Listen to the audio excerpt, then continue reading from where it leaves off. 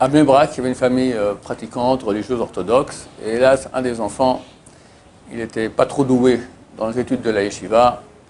Et c'est un problème. Pourquoi? Parce qu'il y a des pressions sociales, il y a une jalousie. Quelqu'un, il voit que les autres réussissent toujours mieux que lui. Il tient un moment, puis après, au bout d'un moment, il se décourage, et il réessaye encore, et il voit que les autres arrivent mieux que lui. Au bout d'un moment, il dit, c'est pas pour moi. C'est ce qui est arrivé. Et à la fin, il a quitté la yeshiva, et il a quitté Bnei Brak, et il a quitté la Torah, et il a tout quitté. Et il rencontre une jeune fille. Et il se plaît, etc. Bon, il décide qu'ils vont se marier. Le copain lui dit, bon, tu vas te marier, mais il faut que tu parles à tes parents. Tu as quitté la maison, mais un mariage, c'est pas n'importe quoi.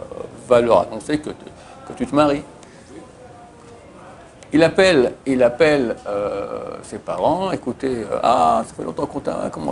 Bon, je peux passer Shabbat? Ouais, viens Shabbat.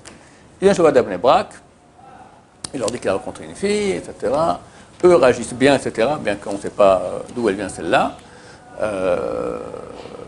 Bon, son père lui dit, tu venais à la synagogue? Non, je suis bien... Bon, pas besoin, d'accord. Le même matin, je vais à la synagogue. Tu veux venir avec moi? Non, pas besoin non plus. L'après-midi, il dit, il y a le shiur de Rav Steinman. Tu veux venir? Ah ouais, Rav Steinman, je viens. Ok, il vient au shiur du Rav Steinman. Et le père lui demande après, mais la synagogue n'a pas voulu venir, ni le matin, ni le midi, ni le soir, rien du tout. Le shiur du Rav Steinman, pourquoi? Qu'est-ce qui t'a... T'es plus dans le coup, toi? Pourquoi? Papa, je vais te raconter. Quand j'étais petit au Cheder, on est venu voir le Rav Steinman, toute la classe, il nous a fait un examen. Et le Rav Steinman me pose une question, je savais que la personne répondait bien, il lui donnait un bonbon. Et il me pose une question à moi, je n'ai pas su répondre. Bon, il a vu, et j'étais super gêné, tout le monde me regardait, tout ça. Le Rav Steinman, d'accord, le grand de la génération, bon, il m'a posé une question beaucoup plus facile. Et là, je n'ai pas su répondre non plus. Enfin, il m'a dit, quel traité vous étudiez au Cheder? Ben, ça va très très bien, on a étudié depuis le début de l'année. Mais j'étais tellement transi par la présence du Rav, je n'ai même pas pu répondre à cela. Bon, pour finir, tout le monde est parti, tout le monde a eu droit à un bonbon, mais moi, je n'ai pas eu de bonbon. En sortant, le Rav me dit, viens. Toi, tu as droit à 3 bonbons. Tiens, 1, 2, 3. Pourquoi? Parce que j'ai vu que c'était dur pour toi et tu voulais répondre. Tu n'es pas arrivé, mais tu voulais répondre. C'est plus important que tout ce que les autres. Les autres, ils savaient, ok, ils savaient, mais ils n'ont pas fait d'effort. Toi, tu as fait un effort. Tu as droit à 3 bonbons.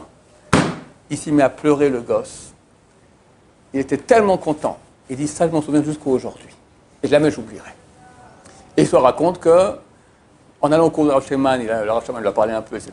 Et hop, il remet un pied un peu dans la Torah, après un deuxième pied, il a envoyé balader la fille qui n'était pas pour lui, et il a fait une chouva totale. Un acte qu'on fait avec un enfant, on ne sait pas ce que ça peut donner. La gentillesse.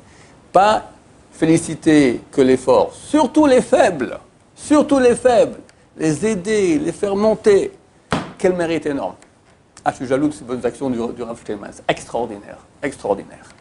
Ça provient de la Torah et un travail qu'il a fait toute sa vie pour Belam Chavero, faire attention à l'autre. Comme le Chazon Ish. Tout mon travail, le plus grand travail de ma vie, c'est faire attention de ne pas toucher l'autre.